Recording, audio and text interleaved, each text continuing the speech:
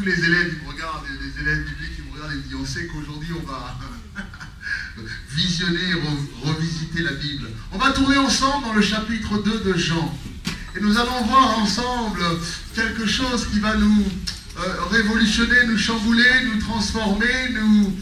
Et j'ai déjà parlé de ce chapitre auparavant, mais j'aimerais vous parler d'une autre manière, d'un autre point de vue, le premier miracle de Jésus.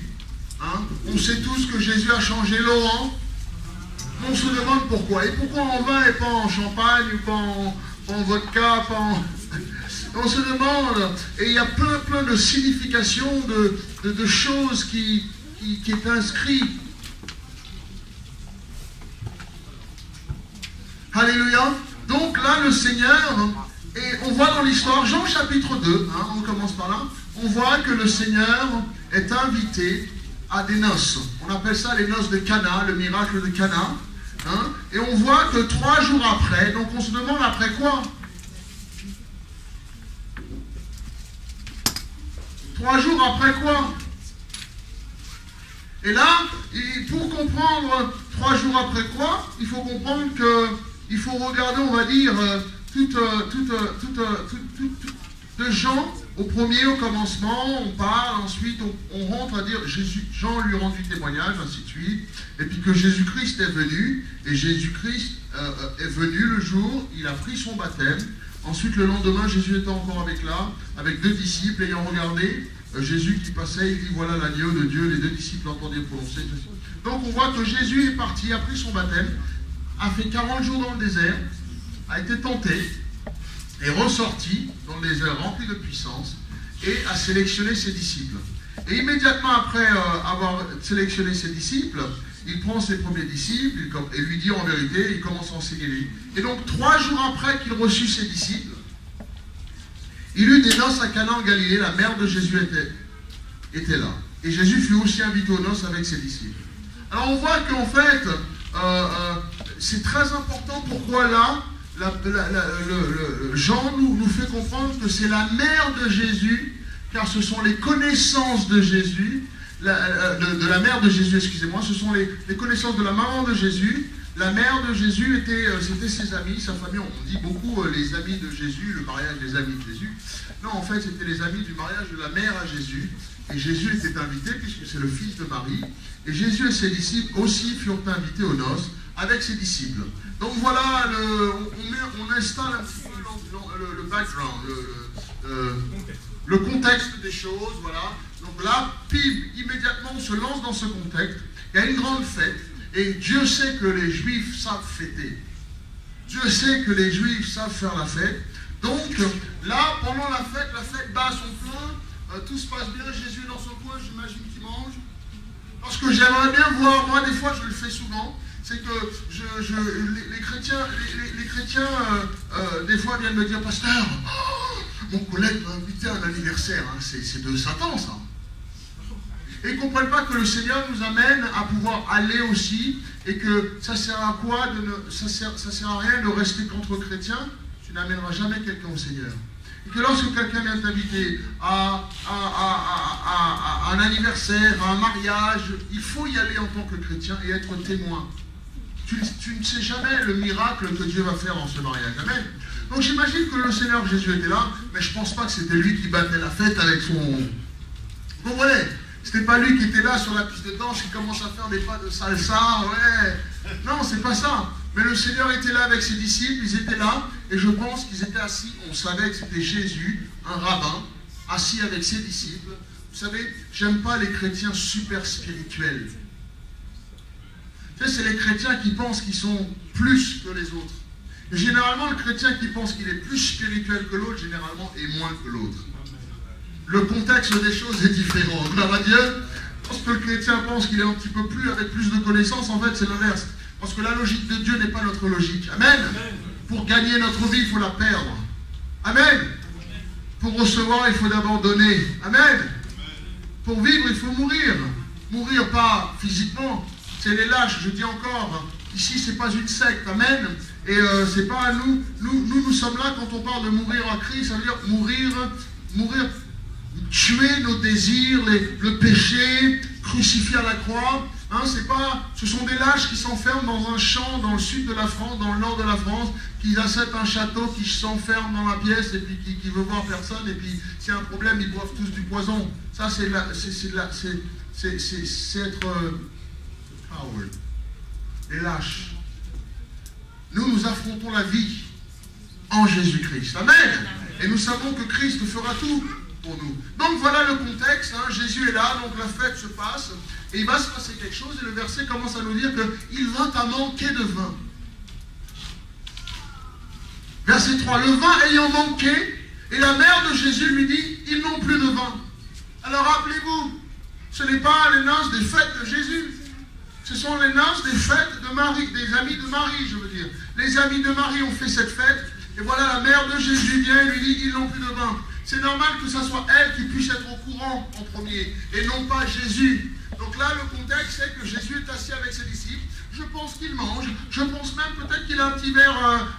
L'alcool à l'époque était de 4-5 degrés, parce que ça fermentait naturellement. Amen.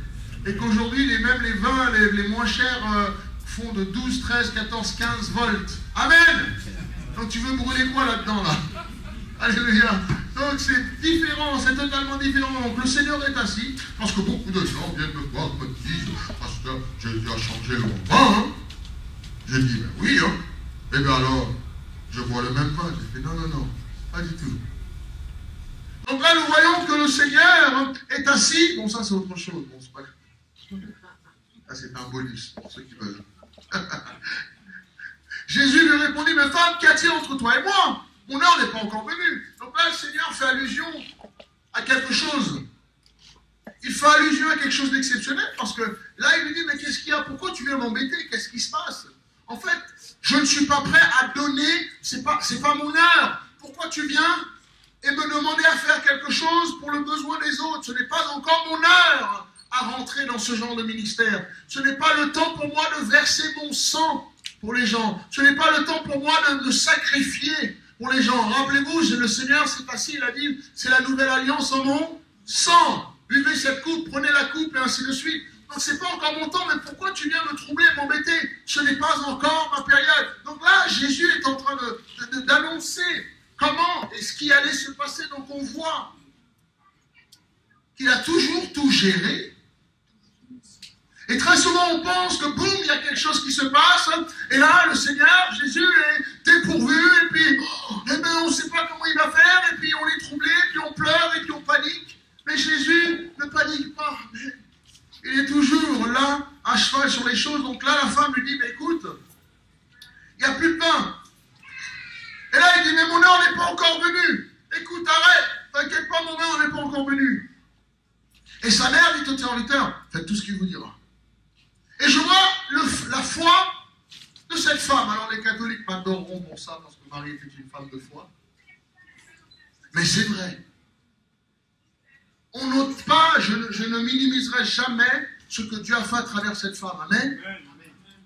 Qu'il a choisi cette femme d'entre toutes les femmes et le Seigneur regardait sur la terre et d'entre toutes les femmes, il a choisi Marie. Donc ça, c'est quand même quelque chose. Et voilà cette femme qui connaît son fils. Jésus a 30 ans là. Hein. Il commence et là il connaît son fils. J'imagine qu'il a déjà vu son fils faire des choses exceptionnelles. Et donc là, elle est assise, elle dit, écoute, il n'y a plus de pain. Et Jésus a dit, écoute, ne m'embête pas. Ben, écoute, là, je suis assis, je suis tranquille, je suis pépère, peinard. Je suis avec mes disciples. Elle est jeune, il nous en a marre. Maintenant, moi et Marc, on essaie d'être cool.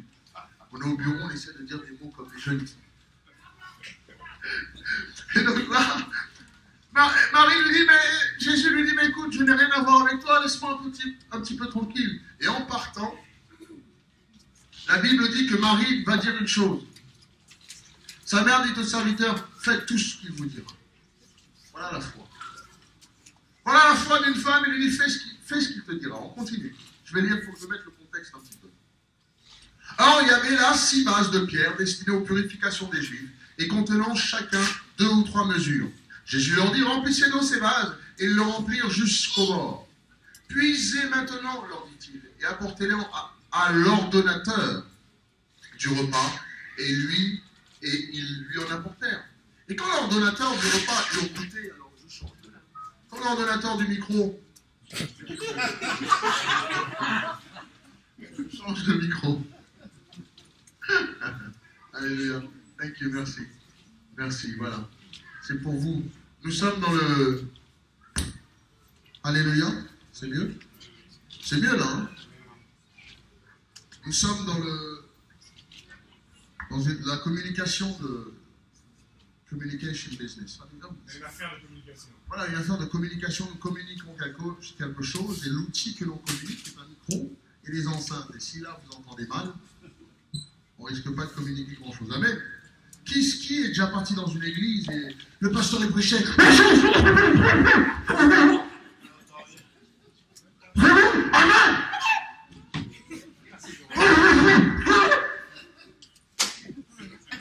Moi, j'ai grandi dans une église comme ça.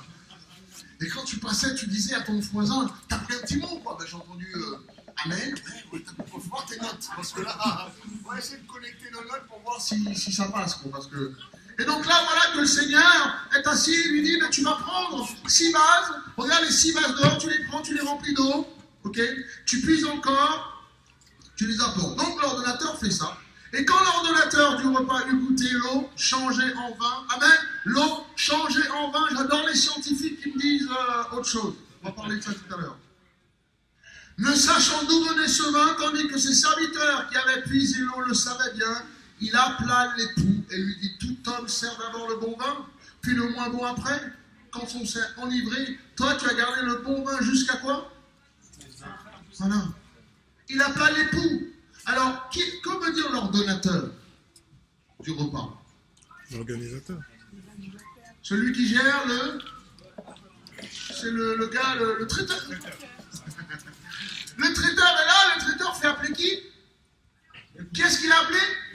Oh mon Dieu, tellement que c'est prophétique là-dedans, là vous avez tout raté. L'ordonnateur appelle l'époux et lui dit quelque chose. N'est-ce pas lorsqu'on est tous enivrés qu'on sort le mauvais vin, on sort d'abord le vin.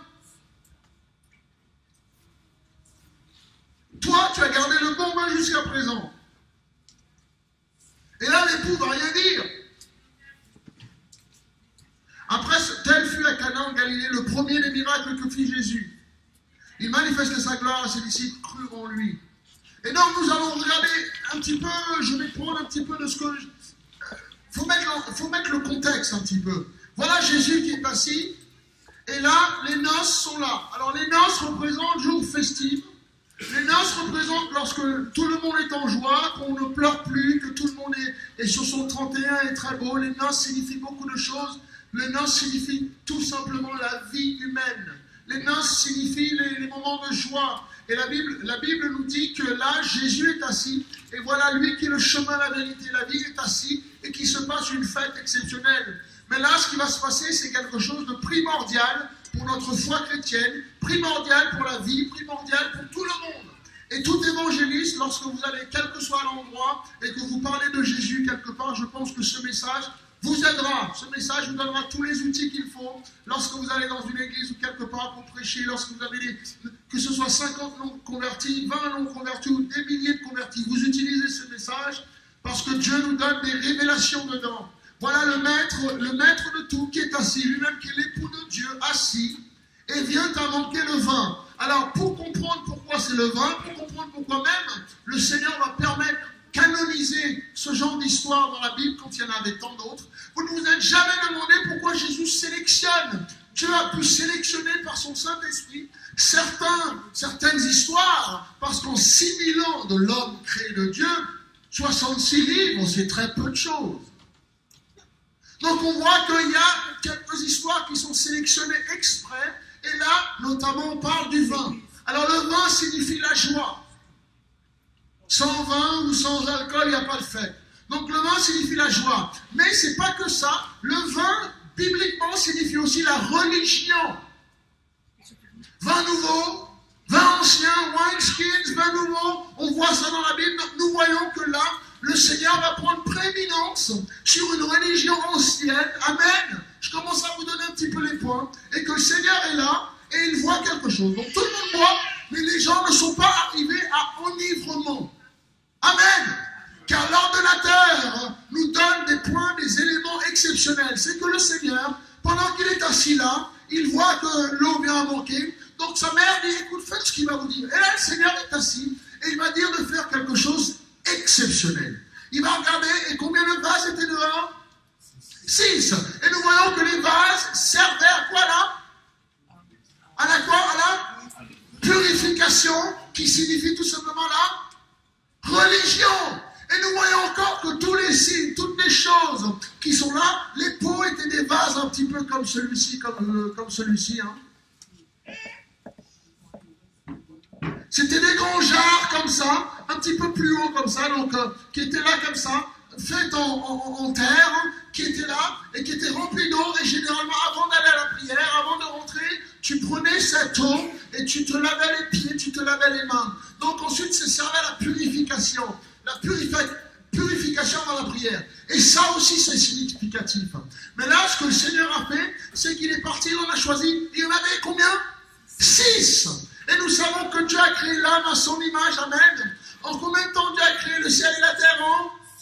En 5 jours. Et le 6e, il a créé l'homme. Et nous voyons que les pots, c'est très prophétique. Les pots signifient et nous démontrent en fait que le Seigneur prend les 6 bases qui représentent l'homme. Le 6e jour, Dieu a créé l'homme fait de... Comme ce pot qui est fait de... Et nous les hommes, nous qui étions grandis avec le catholicisme, la religion, amen, on a grandi comme ça, nous étions appelés religieux, nous allions et depuis enfant, on faisait le signe de la croix. Cela signifie, c'est comme les pots qui sont là, qui n'ont pas choisi, qui sont fabriqués à être religieux tout simplement. Ces pots sont là, et la Bible dit qu'il y avait 2 ou 3 mesures de...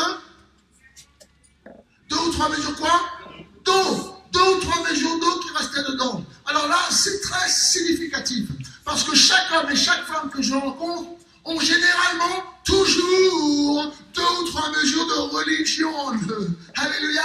Ils ont une petite notion. Ils ont toujours 2 ou 3 mesures de religion en eux. Et ils ont été là, ils ont toujours été amenés à l'école du dimanche. La plupart des gens que je rencontre se sont déjà baptisés, confirmation. J'adore quand ils nous font leur parcours. Ils sont à fond dans le péché.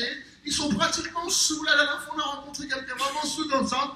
On parle de Dieu, il fait oh, mais moi, je suis baptisé. Je fais ma première communion, 2e, confession, 3e. Et puis, j'ai tout fait.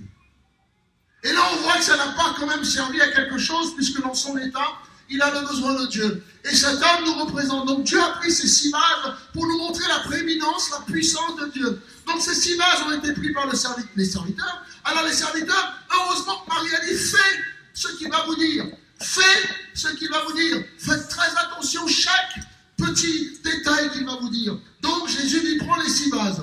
Mais maintenant, on va les remplir. Mais je ne pense pas, franchement, que ces serviteurs ont pris ces vases et qu'ils ont carrément versé de l'eau dedans. Je pense sincèrement que ces vases qui étaient voués à la religion, à la purification du juif, à simplement la religion des nations, de la nation qu'ils étaient, je ne pense pas qu'ils ont juste mis de l'eau. Je pense aussi qu'ils ont pris ces vases et qu'ils les ont vidés d'abord. De la même façon que beaucoup de gens viennent à l'église et me disent, pasteur, je veux faire ceci, je suis là, ceci, c'est là. Mais je pense qu'il faut d'abord qu'on vide les 2 ou 3 mesures de religion que tu amènes, que tu sois musulman, bouddhiste, islamiste, tout ce que tu veux. Les 2 ou 3 mesures de religion, je ne peux pas verser de l'eau qui signifie l'esprit. Je ne peux pas te remplir un rapport s'il y a un petit peu d'eau ou 2 ou 3 mesures de religion dedans.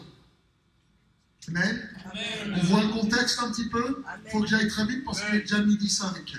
Donc j'ai l'heure devant moi, j'essaie de faire vite parce qu'on m'a déjà fait la remarque. Donc là voilà, donc je pense aussi que de temps en temps, lorsqu'on vient à l'église, il faut prendre le temps d'être nettoyé. Il faut prendre le temps d'être vidé. Il faut prendre le temps, Seigneur, amen, de pouvoir que le Seigneur puisse commencer à changer, à travailler dans votre vie. Donc là voilà Jésus qui prend ces 6 vases, il leur dit de prendre ces 6 vases, les disciples prennent ces 6 vases, les serviteurs qui nous représentent, nous bergers. Ces serviteurs prennent ces vases, et dans chaque miracle que Jésus a fait, le Seigneur ne s'est jamais levé pour faire pratiquement rien. Dieu, la Bible dit que Dieu a nourri combien? Une multitude, plus de 5000 hommes, sans compter les femmes et les... Jésus ne s'est jamais levé pour les faire. La Bible nous dit qu'il a pris les disciples, il a dit, qu'est-ce que vous avez dans les mains? qu'est-ce que vous avez dans les mains? Et lorsque les disciples sont venus à Jésus, ils ont dit, on a quelques morceaux de pain et quelques morceaux de poisson. Combien de pain il avait? Et combien de poissons? Combien? Alléluia. Et donc là qu'on voit que... Combien de pain il avait? 5 pains et 2 poissons. Et donc là on voit que les disciples sont venus et ils ont dit, mais Seigneur, c'est tout ce qu'on a. Alors là Jésus il les vient, il a pris les pains, il les a brisés en deux, il a donné un. Ensuite, il a pris les poissons, il a prié dessus. Et là, les disciples s'en vont. Il dit, mais Jésus, il est fou. Il nous dit d'aller nourrir avec 5 morceaux de pain coupés en deux et puis 2 petits morceaux de poisson. Et le Seigneur reste assis comme ça, peinard, et puis il regarde, il analyse. Donc voilà les disciples, les serviteurs qui arrivent et qui commencent à prendre un petit bout de pain et qui fait tiens. Et puis boum, un autre bout de pain est venu. Ah, voilà que le serviteur, il est venu l'attendre. Eh, Pierre, regarde, Pierre, regarde. Boum, tiens. Ah, et la Bible dit que plus de 5000 hommes a été nourri par les serviteurs de Dieu pendant que Jésus-Christ est resté assis, et plus de 5000 hommes à manger dans les mains du serviteur de Dieu. Ils n'avaient pas 10 000 paniers. Ils n'avaient pas 10 000 pelles, la boulangerie, tout n'est pas à fond. Hein. Ils ont mangé, ils ont été rassasiés, la Bible dit, entre les mains des disciples du Seigneur. Et ça aussi, c'est prophétique. Ça aussi, c'est significatif. Amen. Et ils ont coupé le pain, boum, un autre bout est venu. Et boum, ils ont coupé, un autre bout est venu. Et l'autre, il a fait pain, boum, le poisson, et boum, le poisson revient. Et Jésus reste assis derrière et il sourit. Amen. Jésus est assis et puis il sourit. Ce n'est jamais Jésus qui s'est levé, qui a nourri les 5000. Bien sûr, par la puissance de Jésus. Amen. Certes, mais qu'est-ce qu'il utilise, ses disciples? Et là, le mot serviteur, c'est très spécifique. Pourquoi le mot serviteur est là? Prends les pots, prends les vagues qui signifient les hommes, prends-les, vide-les, nettoie-les et remplis-les à ras-bord. Je pense que dans l'église aussi, c'est nécessaire, c'est significatif de pouvoir vous remplir à ras-bord. Je connais beaucoup, vous savez, les fusions du Saint-Esprit ne pourra jamais se faire tant qu'on est à moitié, tant qu'on est 3/4, tant qu'on est un tout petit peu. On fait un pas à l'église, on en fait 3 derrière. On est à l'église, on en fait là. Tant qu'il n'y a pas vraiment que tu n'es pas rempli à ras-bord, il faut que je te remplisse de la parole de Dieu. Il faut que je te remplisse des paroles du Seigneur. Il faut que je te remplisse et que je t'enseigne et que je t'enseigne et que je t'enseigne. À chaque fois, les gens disent, mais pasteur, tu enseignes, c'est bon, tu enseignes. Mais oui, parce que je sais, il faut que je vous remplisse à ras-bord. Et ensuite, on verra quelque chose.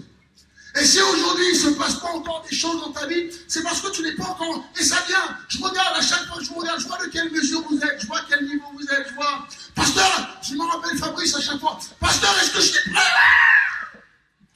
Je suis prêt à aller changer les montagnes. Pasteur, calme-toi. Ah mais Fabrice, calme-toi. Attends. Mais je suis prêt là, je crois que je suis prêt. Parce que je vois le niveau. C'est moi qui l'ai rempli, non? Alléluia. Amen. Je pense que c'est moi qui l'ai rempli. Et donc je sais à quel moment on peut l'envoyer tout seul, gloire à Dieu. Amen. Donc on regarde, et donc là les disciples l'ont ouvert, et ils l'ont rempli, puis ils l'ont laissé là. Ils ont dit maintenant Seigneur, qu'est-ce qu'il y a? Et le Seigneur a dit maintenant, tu puises et tu donnes à boire. Les scientifiques disent que ce sont des vases qui servaient déjà au vin. Ce qui est illogique, puisqu'on dit que ces vases servaient à la purée. Alors déjà, boum, on jette tout ça en balance. Mais ça me plaît de m'asseoir et de discuter avec eux aussi de temps en temps. Et là, j'apprends que certains chrétiens, pasteurs aussi discutent et disent ça. Que dans ces vases-là, comme il y avait une dose, un fond, tu as déjà entendu ça, Marc, hein? Il y a un fond de vin en dessous, là. Amen. Il y a un fond de vin, et qu'on rajoute de l'eau, et ça se mélanger, et c'est ça qui a fait le miracle. J'ai entendu ça. Mon Dieu, on entend. Eh mais mon Dieu, si l'eau avec un fond de vin donne un vin aussi bon, je pense que les viticulteurs là-haut, ils ont quand même percé le secret. Et c'est vraiment insultant, n'est-ce pas? Mais de l'autre côté, c'est magnifique comment le Seigneur, avec un bon petit fond de vin rempli d'eau, il peut faire le meilleur vin au monde. Ça me plaît aussi ça. L'un ou l'autre, c'est pas grave, Dieu à la gloire. Et là, ils prennent le vin et ils commencent à faire les choses dans le vase qui signifie, qui représente l'âme, qui représente nous, faite de terre, destinée à une religion quelconque, destinée à faire des choses on n'a pas choisi, comme le vase, on n'a pas choisi à être catholique, on n'a pas choisi à être bouddhiste, islamiste, on est né dans la nation. N'est-ce pas beau lorsque le Seigneur Jésus revient et il change ta destinée? Alléluia! N'est-ce pas que c'est magnifique lorsque le Seigneur vient, prend une musulmane, prend un musulman, un bouddhiste ou un hindou, et il change sa destinée. Avant, tu n'étais que planté à côté, fait de religion, 2 ou 3 mesures d'eau. Les gens venaient puiser dans ta vie comme il fallait. Oh, faut aller. Et puis tu es là, j'ai vu, j'ai regardé l'émission à Fatima, là. Fatima, c'est... à la nation Fatima, là, en Portugal ou en Espagne, je ne sais pas. Et il montrait, qui a vu cette émission? Je ne sais pas s'il a vu. Les gens rampaient par terre, ils jetaient des cierges, ils marchaient sur leurs genoux. Et moi, on regarde, on dit, c'est malheureux. Ils marchaient comme ça, ils se fouettaient comme ça, pendant Pâques, on voit les gens en Inde, qui se fouettent avec des bouts de planche et des clous comme ça, pour essayer. N'es-tu pas glad, happy, joyeux que tu as changé ta destinée? Amen. Et qu'aujourd'hui, nous qui étions hindouistes, bouddhistes, ou tout simplement dans la magie, il fallait faire ceci. Nos parents ont dit que quand on se lève, il faut prendre un petit peu de sel, il faut lancer sur la gauche, il faut lancer sur la droite, il ne faut pas passer sous une échelle, il faut ceci, il faut cela. Mon Dieu. Et on n'en finit pas. Et je vois tous ces gens qui sont là, qui sont assidus, qui continuent, et qu'apparemment, leur Dieu ne fait rien pour eux. Nous qui étions destinés à être tout simplement un vase rempli et puis les autres venaient puiser la religion. Donc, le vin signifie la religion. Et comme on dit, sans la religion, personne n'est joyeux. J'ai bien dit sans vin, personne n'est joyeux, mais je viens de dire sans la religion, les gens ne sont pas joyeux, il leur faut une religion. Les gens aiment quand ils sont religieux. Je vois des chrétiens qui arrivent comme ça, qui ont leur Bible comme ça, ils sont comme ça, ils sont alléluia. Ils aiment dans le station de bus montrer qu'ils ont la Bible. Mais il y a l'autre chrétien qui est dans une autre église à côté, ils ne se parlent pas. Ils ne se parlent pas, ils ont leur petit poisson à côté, et puis tu passes, tu klaxonnes, ils disent « Qu'est-ce qu'il y a ?» Mais non, je suis chrétien.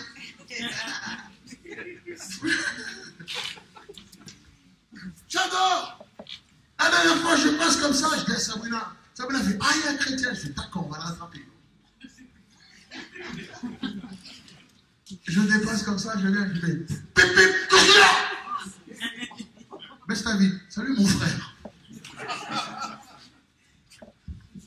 Ah, et puis quand il vient à l'église, alléluia, alléluia, Jésus. Allez, pasteur, dis-le. On est fatigué de cela. Alléluia. Amen. Amen. On a besoin que Dieu change notre destinée.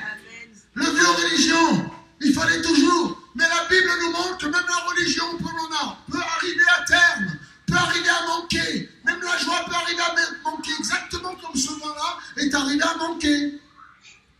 Mais la Bible nous montre que Jésus peut prendre, quelle que soit la situation, quelle que soit la chose, et le transformer pour une meilleure destination. On voit que des pots simples, des simples pots, des simples vases dans le coin comme ça, remplis à 2 à 3 mesures, qui n'ont pas changé ou qui ne savaient pas quoi faire, qui n'ont aucune destinée, va être utilisé pour être 2000 ans plus tard, jusqu'en 2007 aujourd'hui, un sujet de gloire à Dieu. Amen. Simplement 6 vases dans le coin, remplis de 2 ou 3 mesures d'eau, va être le sujet qui nous chamboule. C'est ce que Jésus fait dans nos vies. Il prend un tout petit, le plus insignifiant, et le transforme et le change en une plus grande chose pour sa gloire. Moi qui étais insignifiant, toi qui étais insignifiant, peut-être qu'on a grandi dans les champs, peut-être qu'on a grandi à ramasser des cannes à sucre, à ramasser des pommes de terre. Peut-être qu'on était au pays en train de couper les bananes. Peut-être, je ne sais pas, amen.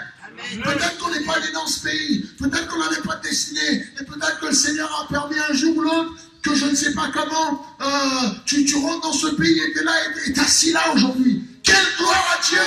Nous qui étions destinés à finir nos vies dans ce pays, finir nos vies enfermés dans ce pays, sans aucune destination. Il faut que tu regardes tes enfants qui sont nés dans ce pays et leur dire gloire à Dieu pour le fait que tu es ici. Amen.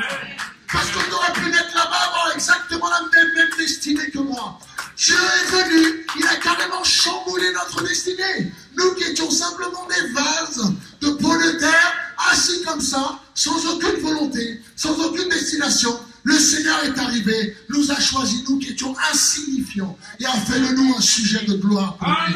Ce que tous les gens ne savaient pas, ce que tous les gens regardaient, tout le temps tes voisins te regardent, la famille te regarde, les cousins te regardent, lui il n'aboutira à rien, lui ça ne vaut rien, lui il sera que dans les prisons, lui il fera rien, il n'aboutira à rien. Mais si tu es assis là, c'est quel espoir, amen.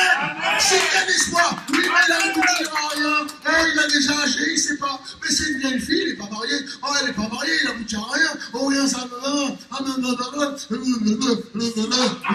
et quand tu parles comme ça, tu le regardes dans les yeux, tu lui fais. Mais moi, en Jésus, maintenant, je suis destiné à changer. Moi, maintenant, dans ma destinée, je suis appelé à rendre gloire à Dieu. Même si j'étais juste un vase de religion, mais maintenant, il y a l'effusion de l'eau dans ma vie. Il y a la paix. Petit à petit, je vais être rempli. Oh, je vais à l'église. Pourquoi tu vas à l'église tout le temps? Parce que je sais que petit à petit, chaque dimanche, ça monte.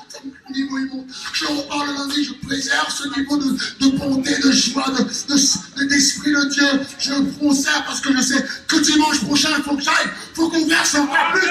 Parce que je sais que ma destinée va changer. Alléluia! Ma destinée va changer. Je sais que je ne vais pas aboutir et finir comme ma famille. Donc quand on se rappelle les anciens, les mamans, les papas, ils viennent, ils disent, fiston, va à l'école, fais mieux que moi. Qui là? Les parents disent, fiston, moi j'ai pu faire, j'ai eu un petit peu de sous, j'ai travaillé les champs. Qui a travaillé dans les champs? Marc Bestam, pas les Champs-Élysées. Hein? Amen! Les champs. Amen! Qui a déjà labouré les champs? Laurence Vestamin, pas les Champs-Élysées. Hein? On est là et nos parents nous ont gardés, nous ont dit, écoute, fais de mes va à l'école, fiston. Je suis là avec toi parce que je veux que tu réussisses dans la vie. Amen! Et maintenant, il faut les regarder. Quand tu dis que tu es chrétien, tes parents disent, mais c'est quoi? Tu dis, papa, t'inquiète pas, j'ai dans un vase, merci. Mais petit à petit, tous les dimanches, Dieu est en train de me remplir. Parce qu'un beau jour, ce vase-là va révolutionner son environnement. Ce vase-là va révolutionner son environnement. Mais comment tu vas dire? Comment? Mais écoute, papa, viens, je vais t'expliquer une histoire dans la Bible. Il y avait 6 vases. Et Jésus est venu, a pris ces vases, a carrément changé la destinée de ces vases. Moi qui étais destiné à je ne sais pas quoi, mon père, grand franc-maçon, haut grade des francs-maçons, à 6 ans, il m'a pris à New York, il faisait partie des plus grandes francs-maçons de New York, de Miami, il m'a emmené dans les rites, ma mère qui est dans ses magies, dans ses aussi ça. Je suis destiné à tout sauf être pasteur. Amen. Alléluia. On est destiné à tout sauf être là. Et si tu analyses et tu regardes, tu penses que, tu t'analyses, tu te dis, mais je me rappelle quand j'étais au pays. Je me rappelle, moi, j'étais aux États-Unis, j'ai essayé de fuir ma destinée. Je suis venu en France pour essayer, puis quand j'arrive dans ce foyer, je regarde ma mère, je repars, et puis je reviens, et puis j'ai pas de repère. Je me dis, bon, écoutez, bon, si j'ai pas de repère, ben, je vais être cool, je vais être comme 50 Cent. Et quand on parle, je fais, yo. Parce qu'on n'a pas de destinée. On a grandi dans le quartier, on traîne avec les voyous, ben on finit voyous. On traîne avec les mecs, on n'a pas de destinée. Puis quand on a un caractère fort, quand on a un leader né, parce que Dieu nous fait naître leader, quand on a un leader né, eh ben on ne sait pas quoi faire, parce qu'on n'a pas de Dieu en nous, donc on crée un Dieu. On prend quelques groupes, on fait écoute, toi c'est moi le leader. Et ils te respectent parce que tu as ce leader en toi. Amen. Mais si tu es là ce matin, c'est que Dieu va prendre ça et le changer, tu vas diriger des gens pour le Seigneur. Amen. Tu vas être un leader pour le Seigneur. On est assis, on avait, quand on dit ouais, calme-toi, on était là, on était des leaders. On est là, on gère, on est dans le quartier, tout le monde nous respecte. C'était notre destinée. Un vase qui ne servait strictement à rien. Tout le monde passait, te regardait, disait, lui, il va rien aboutir. Ou bien on était en boîte de nuit, on buvait comme ça, on prenait notre chemise, on est sur les tables. Parce que tout le monde le faisait. Aucune destinée. Aucune objectivité. Et là, ce matin, on est assis ensemble. On se dit, mais ce message-là, Seigneur, merci mon frère. Je t'embauche. Alors Seigneur, comment ma vie va être transformée? Comment, si ce soir, ce message va transformer ma vie? Comment ce message peut s'appliquer dans ma vie? Donc nous allons voir. Il est déjà midi, mon Dieu. Je suis sur le contexte seulement. Je mets le contexte seulement. Là, la Bible nous montre que le vin signifie la religion, mais que la religion, la joie, le passé, tout ça, peut venir à manquer. Donc là, voilà que le Seigneur prend, on dit 6 vases, n'est-ce pas? Et là, il va faire quelque chose d'exceptionnel, c'est qu'il va dire, remplissez-les. Donc mon travail en tant que serviteur, c'est de vous prendre, vous nettoyer. Je ne peux pas rajouter la puissance de Dieu, l'onction de Dieu, l'esprit de Dieu, la bonté de Dieu. Je ne peux pas remplir, mettre la parole qui représente le Saint-Esprit, l'eau pure, dans des vases qui ont été utilisés. Dans ta mentalité des choses, dans ta pensée de choses. Il faut que tu me permettes. Penses-tu que je suis là pour ton mieux, ton meilleur, ou ton malheur? Je suis là pour le mieux que toi. Donc si je viens et te dis, ma grande, mon grand, ça, c'est pas bien. Ouais, mais moi, je vais faire de toute façon ce que je pense. Mais mon frère, tu sais, alors moi, je vais quand même le faire. Et quand je les regarde, je suis là et je me retourne, Hébreux 13 nous dit, Hébreux 13 nous dit que il y a un petit peu de respect ou d'amour, on va dire d'amour pour vos responsables, car ils doivent rendre compte pour vos âmes. Et quand je vais devant Dieu pour rendre compte pour vos âmes, je me dis, mais Seigneur, j'ai essayé quand même. T'as vu comment il a parlé? T'as vu comment il a parlé? T'as vu comment il m'a reçu? Il m'a claqué la porte à la figure. Alors penses-tu que quelqu'un qui fait ça, qui prend, que moi c'est un vase, qui a 2 ou 3 mesures, dans le monde, ça dépend des gens. Il y en a qui ont 2 mesures. Il y en a qui ont peut-être 3. Mais la Bible vient de me dire que pas plus. Amen. Amen. Je vais faire une petite révélation. Jésus a dit que dans ses vases, il n'y avait que 2 ou 3 mesures d'eau. Pas plus. J'en ai rien à faire de qui vient, qui te dit j'ai fait tant d'études, je connais la Bible par cœur, je ceci, cela. Si c'est de l'eau de religion sale, ils en soient 2 ou 3 mesures. Tandis qu'en Jésus-Christ, il va nous remplir jusqu'à Rabot. Voilà la différence! C'est que ce Seigneur veut nous remplir jusqu'à pas 2 ou 3 mesures, mon ami. Pas 2 ou 3 mesures seulement, pas juste 2 ou 3 mesures. Les 6 pots, les 6 pots, les 6, il y en avait que 2 ou 3 mesures. Il n'y en avait pas un qui était plus plein. Tu dis quoi? Que dans ce monde, la religion t'amènera tout simplement à 2 ou 3 mesures. Tu t'assois devant ces religieux. Tu t'assois devant ces spirituels. Là. Tu te dis, si ce n'est pas de l'eau du Saint-Esprit, tu n'as que 2 ou 3 mesures, mon ami.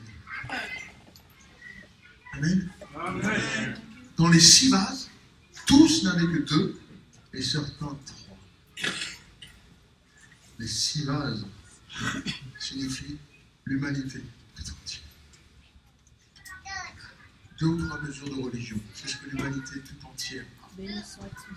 Seulement Jésus peut nous remplir jusqu'à.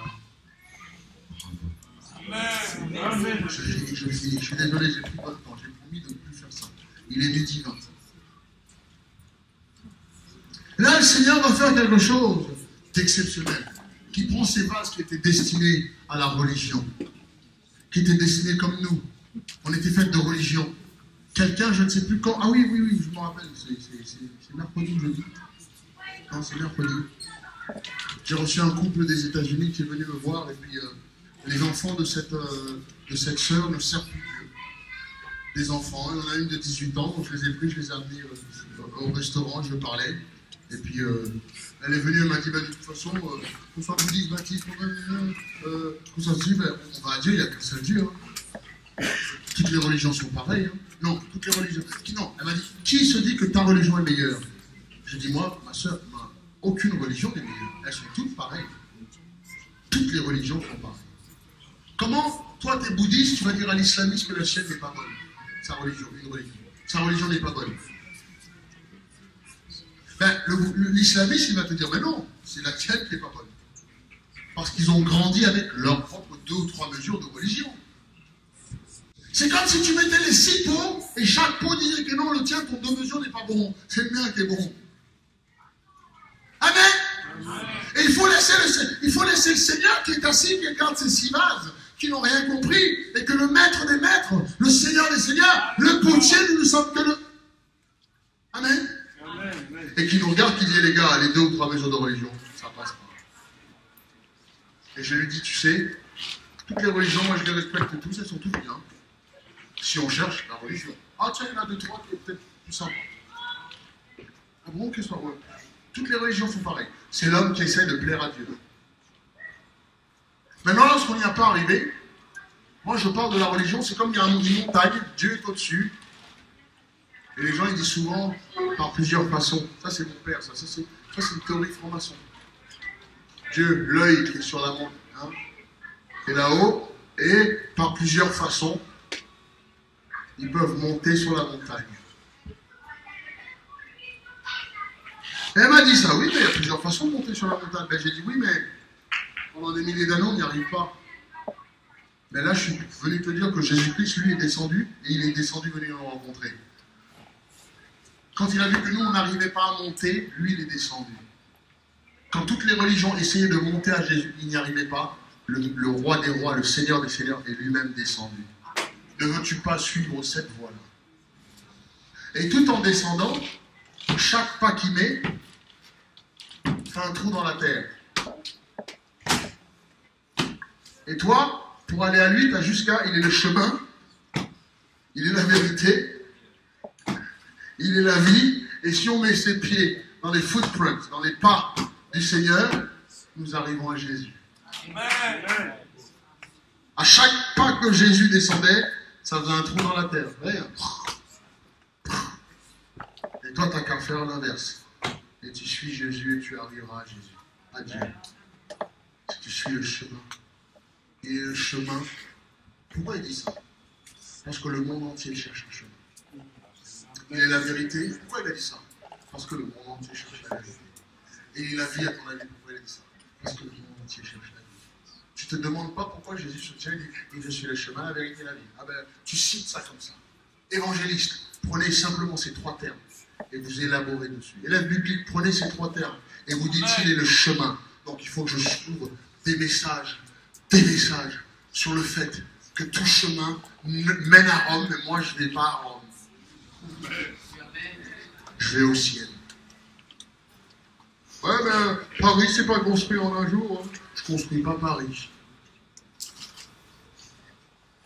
Il est le chemin. Ensuite, il est la vérité. Pourquoi il a dit ce mot? Parce que le monde entier en quête de vérité. Chaque religion dit, ben, c'est la vérité. C'est quoi la vérité? C'est quoi la vérité?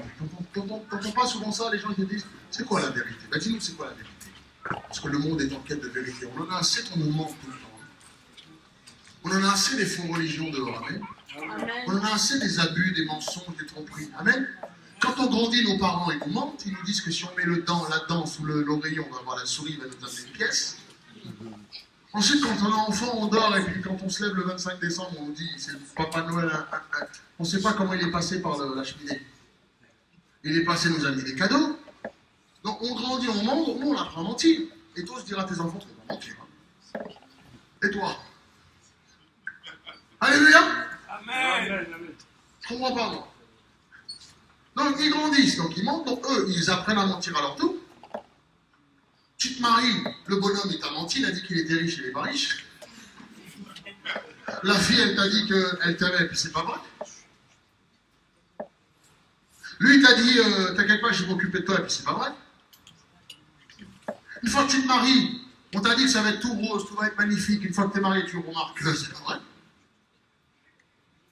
Ensuite, tu essayes, tu vas... Pendant toute ta vie, tu étais au catholique, tu as fait le catéchisme. On sait tout ça, parce que le monde entier est en quête de vérité. Je remercie le Seigneur de ce cœur qu'il a mis dans mon cœur, parce que je sais que tous ces catholiques, les milliers de gens, ou tous ces religieux, et tous ces bouddhistes, tous ces islamistes, ce sont des gens qui cherchent Dieu. Amen. Faut arrêter de les regarder en disant... C'est que les Indiens d'Amérique, quand il a plu, les pauvres, ils n'avaient rien d'autre que de lever les yeux et de faire « Oui, et puis il a plu, et Dieu leur a donné la pluie, ils ont dit Amen. » Tu étais là pour leur parler de Jésus, alors pourquoi tu les critiques aujourd'hui? Les hindous, ils se lèvent comme ça, ils prennent, ils mettent du tandoori. Ils mettent leur repas, ils mettent les trucs et puis ils adorent leur Dieu. Shiva, il y en a 365, parce que chaque jour est différent.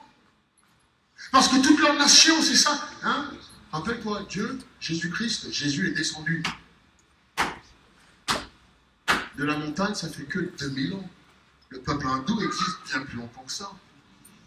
Et Dieu s'est toujours focalisé sur le nombril du monde, Israël, non? Pourquoi on les juge? T'as déjà réfléchi à ça? Ces musulmans qui sont là comme ça, ces arabes qui sont là au pays, qui prient Allah, qui ne sait pas. T'as déjà remarqué qu'ils essayent et ils ne savent pas, et que notre travail est d'aller leur dire Amen. Que le chemin qu'ils suivent, en fait, il y en a un meilleur. Amen. Toi, c'est Inch'Allah, si Dieu veut. Mais Jésus a dit, je le veux. Amen. Comment on dit je le veux en arabe? Je le veux. Brett. Brett? Inch'Allah, non, Brett. Tu viens de Inch'Allah. Ah, Inch'Allah. Non, Dieu le veut. C'est pas de leur faute. Et ces enfants qui sont nés dans leur pays, ils naissent de la même façon que toi, t'es né, tes parents t'ont mis catholiques. Leurs parents les ont mis musulmans. Et leurs parents les ont mis hindous. Parce que c'est tout ce qu'ils avaient de génération en génération. Ça fait que 2000 ans Jésus est venu. Et ça fait 2000 ans qu'il faut qu'on essaye de leur dire que la voie qui menait, c'était peut-être bien, mais écoute, ne souffrez pas autant. Jésus-Christ est là. Suivez son chemin. Vous changerez vos cœurs? Hein, vous acceptez la parole? Vous changez vos cœurs, vous irez leur parler différemment maintenant, sans les critiquer. Sans les critiquer. Parce qu'ils le savent. Le vin signifie la religion. Et j'ai fini. Et cette religion, d'une façon ou d'une autre, viendra à manquer. Car la religion ne fait rien. La religion ne peut pas. Et c'est pour ça que Jésus-Christ est venu. Les 6 vases, ils nous représentent nous, destinés à être à côté de la maison comme ça. À donner de l'eau à des maîtres qui n'ont aucun souci pour nous. Nous servons un Dieu qui est mort, qui est vide, Si on sert Bouddha, il est mort. On sert Mahomet, il est déjà mort. Confucius, il est déjà mort. Ces vases-là sont là à adorer leur Dieu. Ces pots étaient là, pourquoi la purifier? Ils sont là pour être servis comme ça. Donc tu vas à l'église catholique. Tu as été à l'école catholique. Qui a été à l'école catholique? Moi j'ai été à l'école catholique. Qui a été frappé là sur les doigts là? Mon Dieu. Qui a pensé que les bonnes sœurs étaient méchantes? Moi, je me rappelle encore. Comment tes mains? Mais non, certes. Et puis, on change de règle. Attention. La règle plate, c'est pour comme ça, et l'autre règle, c'est le carré. Là. En plus, après, ils veulent que t'écrives. Moi, je me rappelle un jour, j'étais au tableau. Ça fait combien de plus de... À tous les élèves, déjà. Enfin, déjà, t'as honte. Tu sais que tu vas te prendre une raclette. T'as tous tes potes, t'as même la copine que t'aimes bien. T'as joué les grands à la cantine avec la copine, elle est là, maintenant tu dois dire répondre 2 plus 2. Même si tu le sais, mais avec la frisson, la bonne sœur, t'es derrière comme ça. Tu vas répondre. 2 plus 2, ça fait combien? Écris. Ça fait 5. Et maintenant, un coup de pied. 2 plus 2.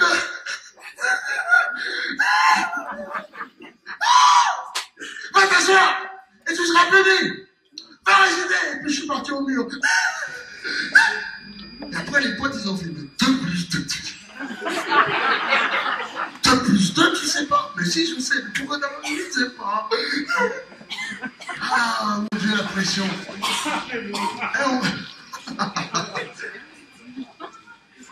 Et quand tu vas dire à ton père, bah, papa il t'a fait. Eh ben c'est bien. Allez. Là, le Seigneur nous montre l'exemple, et j'ai fini, de la grâce. Évangéliste. Dieu vient nous montrer le plus grand exemple de la Bible de la grâce. Des pots qui étaient destinés à tout, sauf à la gloire de Dieu. Et ce n'est pas nous qui pouvons choisir Jésus. ces pots-là et tout, comment il s'appelle le monsieur là, l'ordonnateur, l'époux et tout ça, aucun d'entre eux n'aurait pu penser que ces 6 vases n'auront pu amener une telle gloire.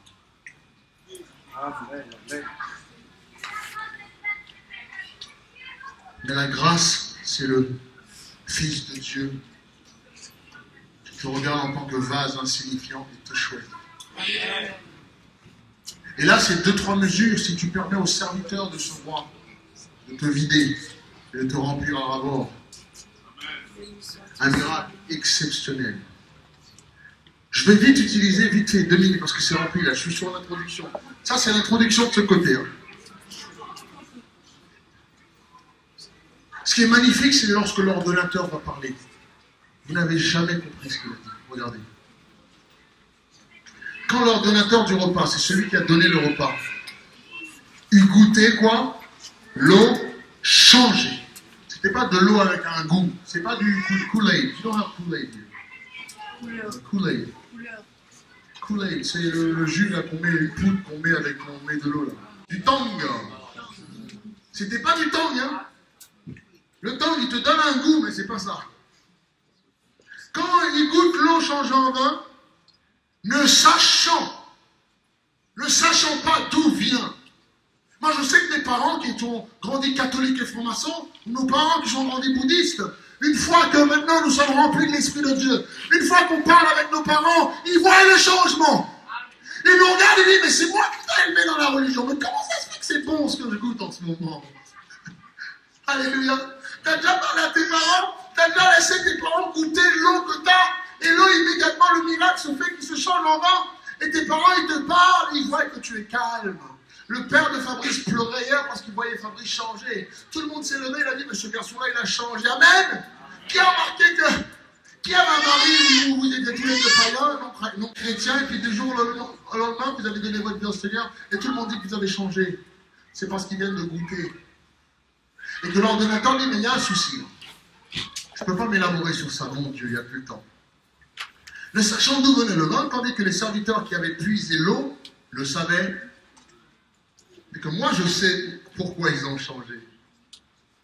Moi, le serviteur qui avait puisé l'eau pour verser, je sais ce qui se passe dans vos vies. Mais regardez, il appela l'époux et lui dit, écoute, tout homme sert d'abord le bon vin. La bonne religion, on grandit avec la religion catholique, bouddhiste, islamiste, ça c'est le bon vin. Et puis le moins bon vient après, par exemple, bon, t'es catholique, resteras catholique. Eh bien si tu veux, ben voilà, tu mourras toujours catholique, il faut toujours revenir au bon vin. Et là, toi tu as gardé le bon jusqu'à après. L'ancienne religion ne sert plus à rien, une fois que Jésus est venu. L'ancienne religion, ton ancienne religion, que ce soit bouddhiste, islamiste, hindouiste, ne sert plus à rien. C'est pour ça qu'aujourd'hui tu es fade. C'est pour ça qu'aujourd'hui tu n'arrives pas. C'est pour ça qu'aujourd'hui tu n'es pas heureux. C'est pour ça qu'aujourd'hui tu essayes mais tu n'y arrives pas. C'est parce qu'en fait, cette religion-là ne sert plus à rien. Et c'est pour ça, tu vois, nous, certains, tu viens dans l'église et tu vois que les gens sont joyeux, ils s'aiment entre eux, ils se bénissent entre eux, ils s'embrassent entre eux. Ça, dans la fête, dans ce mariage que symbolise le monde, certains ont déjà goûté au gros vin. Et là, tu es là, tu goûtes le tien, il est amer, tu dis, je suis obligé d'aller à l'église tous les dimanches comme ça, par le site de croix, ça me plaît pas trop, on s'endort, c'est pas terrible. T'es encore avec l'ancien vin, qui signifie rien, qui essaye. Tandis que là, certains d'entre nous dans la fête ont déjà goûté au bon, là. Et la fête part son plein gré, là. Oh, le vin, il est bon. D'habitude, on sort l'ancien pour s'enivrer. Ce qu'on remarque, c'est même l'ancien vin ne nous enivre même plus. L'ancienne religion ne nous plaît même plus. L'ancien vin ne nous fait plus rien du tout. a que le nouveau. Et Jésus-Christ a dit que ce nouveau vin, la coupe, qui est la nouvelle alliance en son sang. La coupe qui signifie la nouvelle alliance en Jésus. Qui dit nouvelle dit ancienne. Et si c'est la nouvelle qui prime, l'ancienne n'a plus sa place. Amen. Que tu sois bouddhiste. Maintenant que Jésus est là, le bouddhisme ne sert plus à rien. Que tu sois islamiste. C'était bien beau quand tu étais peut-être dans ton pays ou ainsi de suite. Mais l'islamisme, en fait, a perdu son goût puisque Jésus-Christ est là aujourd'hui. Et Jésus-Christ, une fois que tu l'écoutes, waouh! Et non seulement tu es béni, mais tu tomberas jamais sous. Et là, le Seigneur nous fait comprendre que l'ancien vin qui nous enivre pour faire n'importe quoi, l'ancienne religion qui peut nous envoyer à nous exploser avec des bombes, l'ancienne religion qui peut nous emmener à faire n'importe quoi sous l'emprise de notre religion, à tuer, l'ancienne religion qui peut nous emmener à faire n'importe quoi sans contrôle, ne sert strictement à rien, et que le nouveau vin de Jésus ne nous mettra jamais dans cette condition. La Bible dit on peut en boire, ouais, on se sentira bien. On peut en boire et en boire et en boire encore. On sera ivre, mais de l'esprit. Que veut dire le mot ivre de l'esprit? Qui veut être ivre de l'esprit? T'as qu'à tourner dans Galates, chapitre 5, commence au verset 22. Alléluia. Mais les fruits de l'esprit, les traces de l'esprit quand tu es ivre, c'est l'amour, c'est la joie, c'est la bonté, c'est la bienveillance. Moi, je veux être ivre de ça, de l'esprit de Dieu. Je veux être ivre de cet esprit-là. Je ne veux plus critiquer mes frères. Je refuse de me tenir dans les mêmes stations de bus, on dirait comme les pigeons là quand il pleut. Au moins les pigeons ils font glou glou glou glou glou. Mais nous on est là sous la même porche, sous la même station de bus. On tient soi-disant la même Bible sur le bras. On ne se parle pas. Je monte le bus, tu t'assois là et moi je te regarde et je m'assois là.